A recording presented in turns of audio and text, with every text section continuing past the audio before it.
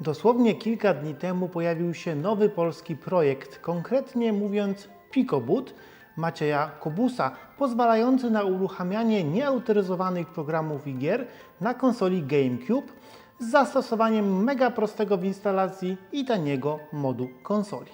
Oczywiście zrobię na ten temat film, ale zanim go zrobię, chyba warto ogólnie dowiedzieć się, o co chodzi z tym homebrew na GameCubie i jakie do tej pory mieliśmy dostępne i mamy nadal dostępne rozwiązania. O PicoBoot też wspomnę na końcu. Szczególnie, że temat ten powinienem poruszyć jakiś czas temu, bo sam dostałem kiedyś już zmodyfikowaną prześlicznie konsolę od widza i obiecałem odcinek na ten temat. Jest on już spóźniony, niech policzę, styczeń, luty, marzec, kwiecień, 6 lat bez 2 miesięcy. Także do dzieła. Zanim jednak to zrobimy, nasz partner, firma PCBWay, obchodzi właśnie swoje 8. urodziny. Nasza współpraca trwa już 2. rok i nie ma co tutaj ukrywać. Dzięki niej na kanale pojawiło się przez ten czas sporo projektów wykorzystujących podarowane przez firmę nam płytki PCB. Z okazji urodzin na stronie PCBWay można znaleźć specjalne kupony zniżkowe, skorzystać z wyprzedaży w sklepie z akcesoriami, czy nawet wylosować sobie jakąś nagrodę. Poproszono mnie jeszcze, abym wspomniał o nowym programie PCBWay, programie OEM, czyli One Step Solution, dzięki któremu we współpracy z firmą możecie wykonać swój projekt od A do Z właśnie z tą firmą, od projektowania poprzez testy, prototyp, aż po jego produkcję, masową produkcję. Nie wiem, może pora na własną retrokonsolę? Wracając do tematu GameCube'a. Na naszym kanale, co prawda, chyba na jego temat nie było żadnych filmów, ale nie jest to tak, że ten temat jest nam obcy. O nie. Choć jest to dość młoda jak na retro konsola, bo premierę miała dopiero w roku 2001, ma coś w sobie, co sprawia, że na imprezach retro gości już od ponad dekady. Podobnie jak każda konsola Nintendo, ma ona swoich licznych fanów, a fani ci, tak jak zawsze zresztą, chcą znaleźć sposób na odpalanie na konsoli nieautoryzowanych programów, czyli tak zwanego homebrew. Homebrew. Nieautoryzowane oprogramowanie. Mówimy tutaj o nieautoryzowanych launcherach oprogramowania, o piratach, o programach do tworzenia kopii zapasowych gier, o samych kopiach zapasowych gier, oczywiście także o piratach, o programach do modyfikacji zapisanych stanów gry, o programach do cheatowania, i o piratach, o emulatorach innych konsol, jak na przykład NES, SNES, Sega Mega Drive, także o piratach, i oczywiście o demach i grach stworzonych przez fanów, i nie wiem, czy wspominałem już o piratach. Jak więc odpalić z GameCube'a nieautoryzowane oprogramowanie? By to zrobić, trzeba przede wszystkim mieć na GameCube'ie uruchomione nieautoryzowane oprogramowanie, które to umożliwi. Tak, wiem, że jest to kwadratura koła, ale zaraz Wam powiem, jak takie oprogramowanie zdobyć i uruchomić. Pierwszy sposób nie wymaga robienia niczego z samym GameCube'em i jest nim użycie zestawu SD Media Launcher, który można jeszcze normalnie kupić. W skład tego zestawu wchodzą przejściówka na karty microSD wkładana do portu pamięci GameCube'a oraz magiczna płytka DVD z programem Dattel Action Replay, programem umożliwiającym uruchamianie innych programów, którego nośnik, nie będąc autoryzowanym przez Nintendo, mimo wszystko jest rozpoznawany poprawnie i odpala się na niezmodyfikowanym GameCube'ie. Magia! Ten program ma jednak pewien minus. Rozpoznaje tylko stare karty pamięci, nie będące kartami SDHC, czyli o pojemności 2 do 4 GB, sformatowane w starym systemie plików FAT16. Zdobycie takiej karty w tym momencie to wydatek ledwie kilkunastu złotych, ale są to już raczej ostatnie ich sztuki. Jeszcze napomnę, że w tym momencie do tego zestawu dodawana jest przejściówka na karty microSD, ale można użyć też starszej przejściówki na karty normalnej wielkości fizycznej, bo mówimy tutaj cały czas o kartach o pojemności 2-4 GB. Takie adaptery znane są również historycznie jako SD Gecko i można je zdobyć za kilka dosłownie złotych lub zrobić samemu metodą na MacGyvera za pomocą starej karty pamięci do GameCube'a i przejściówce z SD na microSD. Na taką kartę musimy przegrać bardziej współczesny launcher programów. Jest nim program Swiss. Program ten dostępny jest na GitHubie i cały czas jest rozwijany. Wystarczy go pobrać, wypakować z niego plik z rozszerzeniem DOL, na przykład swiss_r1336.dol i zgrać go na kartę SD, zmieniając nazwę na autoexec.dol. Po włączeniu GameCube'a z płytą i przejściówką z kartą SD program Action Replay uruchomi automatycznie program autoexec.dol, czyli naszego launchera Swiss i gotowe. Teraz możemy wyciągnąć małą pojemnościowo kartę SD i włożyć dużą kartę SDHC rozpoznawaną już przez Swiss i gotowe możemy uruchamiać z niej dowolne pliki programów z rozszerzeniem DOL, a także nasze kopie bezpieczeństwa całych dysków, czyli obrazy ISO. Reasumując, używamy starego launchera, programu Action Replay i starej karty SD, by odpalić nowszy launcher obsługujący już duże karty SD, nie modyfikując samej konsoli w żaden sposób. Myślę, że to fajna, choć może trochę skomplikowana metoda. Drugą metodą na uruchamianie launchera jest użycie specjalnie przygotowanej karty pamięci. Nie karty SD, tylko karty pamięci GameCube'a, przeznaczonej normalnie na save'y, na której znajdzie się launcher, zawsze będzie to Swiss, oraz specjalnie zmodyfikowany save do gry, którego załadowanie w grze skraszuje konsolę i uruchomi nam launchera. Tutaj problemy mamy dwa. Po pierwsze musimy zdobyć grę, która jest podatna na atak zmodyfikowanym save'em. Takich gier jest kilkanaście. Są to na przykład dwie wersje The Legend of Zelda czy Super Mario Sunshine. Czasami w grach takich wystarczy poczekać, aż save gra się nam automatycznie i wywali konsolę. Czasami trzeba wcisnąć jeden przycisk, a czasami posłużyć się dłuższą kombinacją przycisków a la Konami Code. Problemem jest tutaj zdobycie jednej z nich, która może teraz kosztować od kilkudziesięciu nawet do ponad $200. Bo przecież większość z tych gier to po prostu bardzo dobre gry, w które ludzie po prostu grają i które kolekcjonują. Drugi problem to potrzeba posiadania karty pamięci do GameCube'a z plikiem save'a przeznaczonego do konkretnie tej jednej gry, jaką posiadamy. Jako że mowa tu o karcie pamięci GameCube, a nie karcie pamięci SD, można ją zdobyć albo tworząc ją samemu za pomocą programów do modyfikacji zawartości kart na konsoli, która już umożliwia odpalenie nieautoryzowanego oprogramowania. Jest tutaj znowu kwadratura koła, albo kupując ją na eBay, szukając frazy Swiss Memory Card i karty przygotowanej specjalnie pod posiadaną przez nas grę lub opcji nagrania wybranych przez nas plików przez sprzedawcę. Jeśli to wszystko posiadamy, uruchamiamy grę z włożoną w konsolę przez nas tą specjalną kartą, odpalamy save'a, on crashuje grę, odpala Swissa, wyciągamy tą specjalną kartę pamięci, żeby nie daj Boże nam się coś tam na niej nie nadpisało, wkładamy swoją normalną kartę pamięci na save'y, no i kartę przejściówkę na SD i możemy uruchamiać co chcemy z karty SD. No, jest tutaj troszkę zabawy, ale dalej konsoli nie modyfikujemy. Tutaj kolejna dygresja. Tą konsolą umożliwiającą modyfikowanie zawartości karty pamięci niekoniecznie musi być GameCube.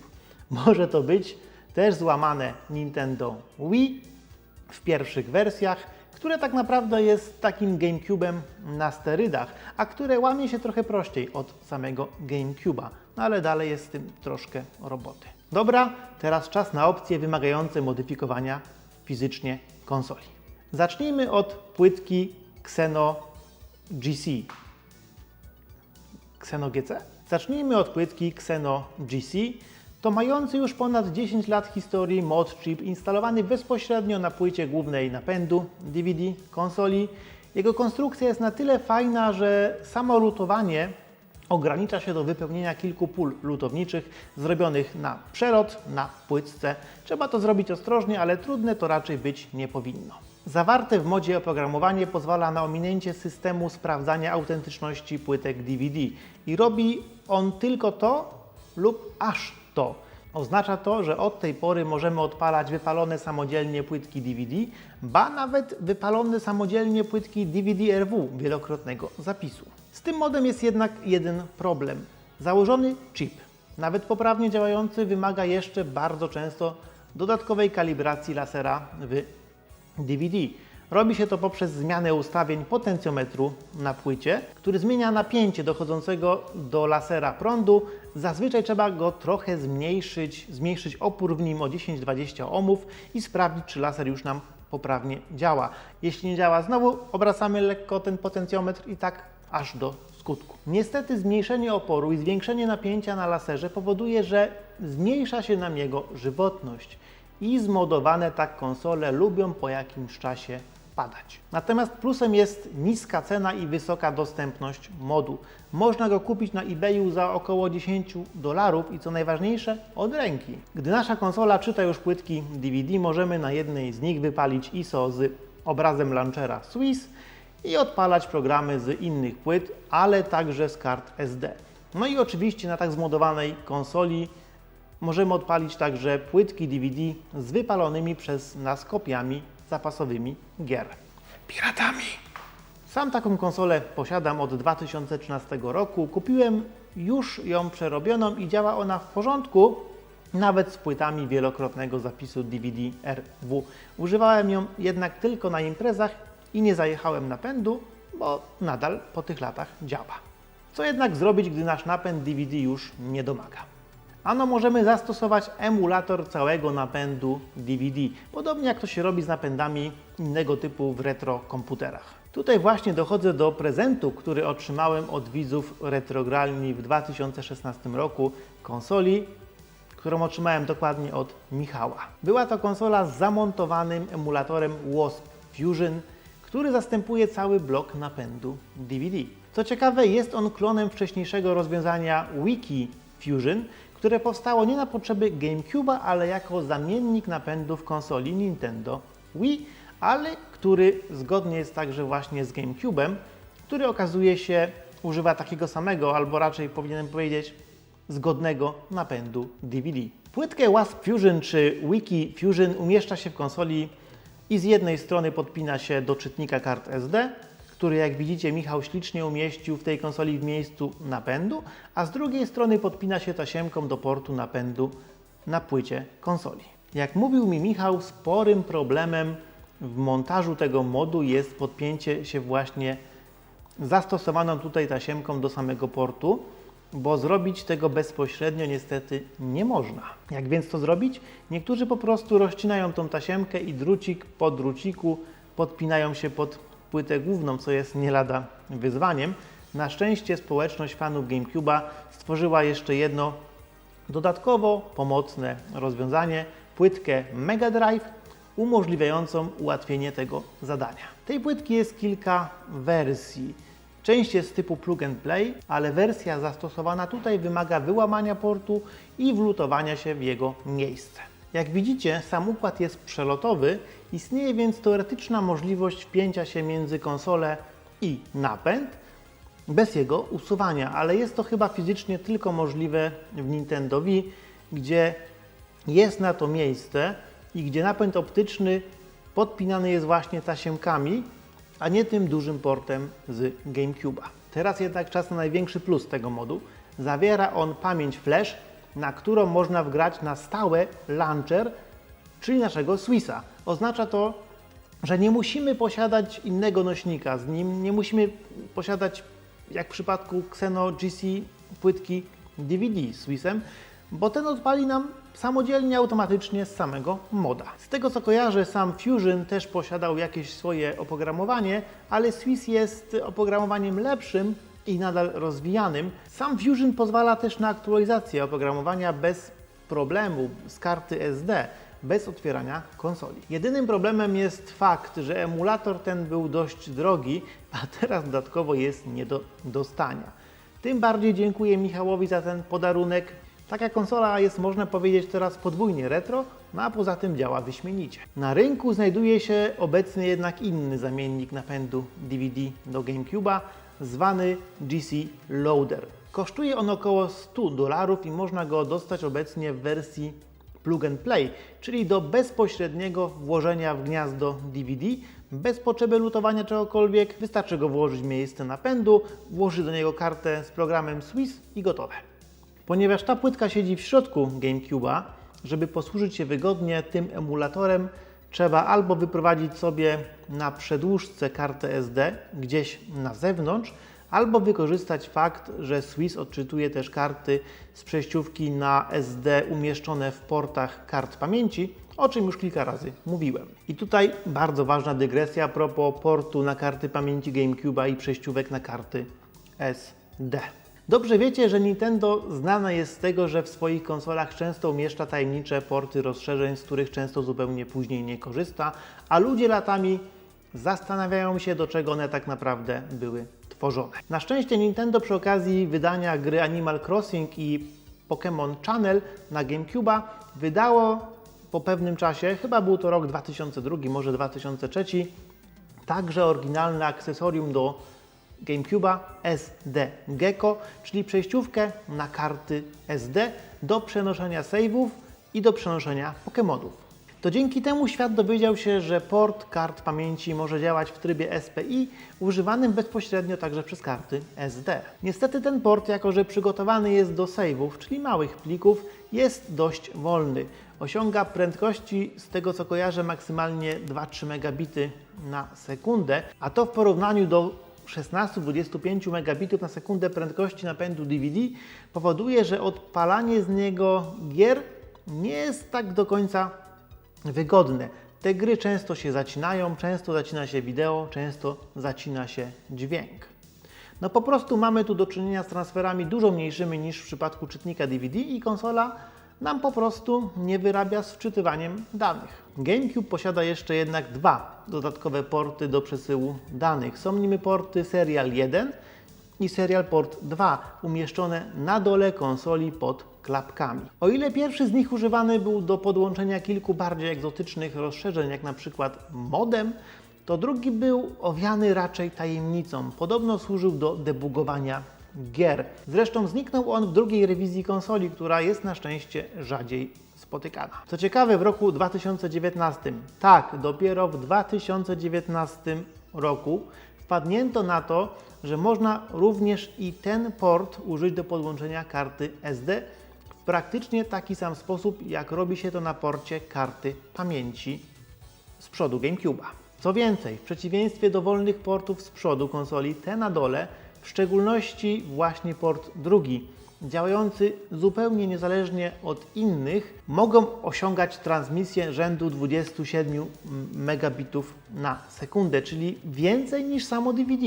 Pojawienie się przejściówki SD to SP2 Pojawienie się przejściówki SD2, SP2 i implementacja możliwości startowania gier z tego portu z Swissa była naprawdę dużym przełomem i tak naprawdę od tego momentu uruchamianie programów z nośnika SD na GameCube zaczęło działać naprawdę sensownie.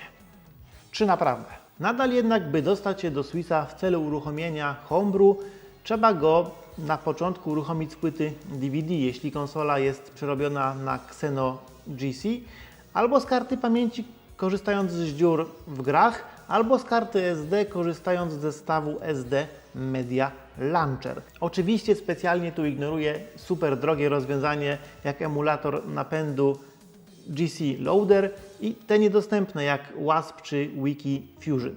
I tutaj właśnie jak rycerz na białym koniu wjeżdża projekt PicoBoot, który będąc zaprogramowanym specjalnie Raspberry Pi Pico, mikrokontrolerem za 20 zł i wlutowanymi w konsolę dosłownie 5 kablami pozwala na przejęcie sekwencji startowej GameCube'a i odpalenie zapisanego w swojej pamięci kontrolera programu Swiss, który potem pozwala na korzystanie z nośników SD, czy to w porcie karty pamięci, czy przez przejściówkę SD2 SP2.